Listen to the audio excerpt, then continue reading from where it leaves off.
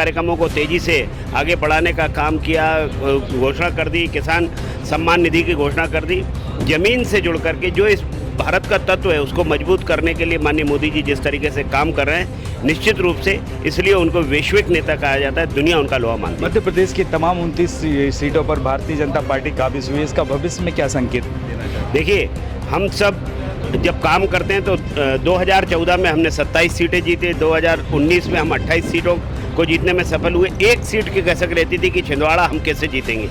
इस बार विधानसभा चुनाव के समय भी और चुनाव के तुरंत बाद हमने उसको अपने बूथ स्तर के कार्यकर्ता को उसको वहाँ लगा करके उसकी सक्रियता के साथ जो हमारे कार्यक्रम, चाहे माननीय मोदी जी की सरकार के कार्यक्रम, डॉक्टर मोहन यादव जी की सरकार के कार्यक्रम, इन कार्यक्रमों को नीचे तक उतारना और लोगों को बताना कि ये भारतीय जनता पार्टी आपके कार्य कर रही है। और सबसे ज़्यादा मध्य प्रदेश में लाभार्थी अगर किसी ज़िले में तो वो छिंदवाड़ा ज़िले में, केवल उनको ये बताना था कि आपके हित की सोचने वाली कोई सरकारें हैं तो भारतीय जनता पार्टी की सरकार है, इसलिए आप भारतीय जनता पार्टी को समर्थन दें।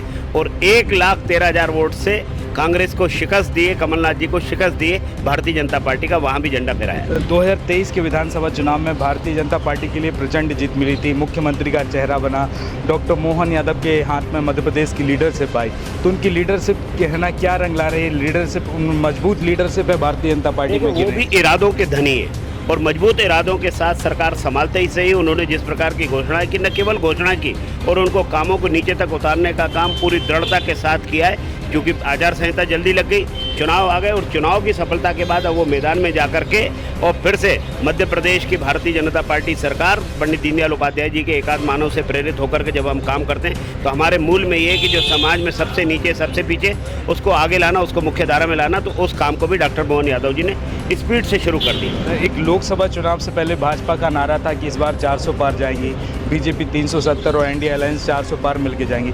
कहीं ना कहीं ये दावे सिमट गए, मतलब जब चुनाव के परिणाम घोषित हुए। देखिए, संकल्प बड़ा था और बड़े संकल्प को लेकर हमने काम किया और काम के आधार पर हमारा विश्वास बनता था और हमको जो भी मैंडेट मिला, आज भी भारतीय जनता पार्टी को 240 सीटें मिली हैं। जो हल्ला कर रहे हैं वो 100 तक भी नहीं पहुँचे, वो 3 बार का जोड़कर भी 195 नहीं हुए, 240 हम लेकर के आए। भारतीय जनता पार्टी को जनता का आशीर्वाद मिला, जनता का मैंडेट हमको मिला।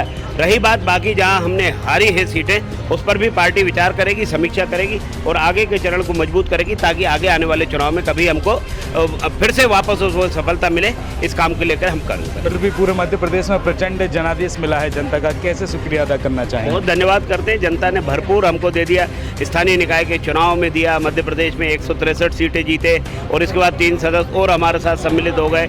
लोकसभा में 29 की 29 सीट में इतना दिया है कि अब केवल और केवल जनता की सेवा करना है, उनके अपेक्षा को पूरा करना है, उनकी जो आशाएं हैं हमसे उसको पूरा करने का काम हम सबके जिम्मेदारी पर है। मोदी की गारंटी पर पूरे देश में चुनाव हुआ, मध्य प्रदेश के हर लोकसभा क्षेत्र में मोदी की गारंटी का नाम रखा गया, लेकिन अब जनता की कसौटी पर मोदी की गारंटी कैसी खरी उतरेगी? मध्य प्रदेश में तो एमपी के मन में मोदी, मोदी जी के मन में एमपी, ये सिद्ध हो गया कि 29 की 29 सीटें माननीय मोदी जी के नेतृत्व को, डॉक्टर मोहन यादव जी के काम को मिली है। इसलिए हम पूरी विनम्रता के साथ जनता का जनादेश स्वीकार करते हैं और उस आधार पर जितनी अधिकतम होगी हम सेवा करेंगे, ये हमारा संकल्प है। रिपब्लिक सागर मीडिया को सब्सक्राइब अवश्य करें और आप हमारी आने वाली सभी वीडियो को देखना चाहते हैं तो आपको उसके लिए घंटी जरूर दबानी पड़ेगी ताकि आपको सभी वीडियो की नोटिफिकेशन समय समय पर मिलती रहे। रिपब्लिक सागर मीडिया पर जो भी वीडियो आएगा वह सच की कसौटी पर कसकर ही आएगा।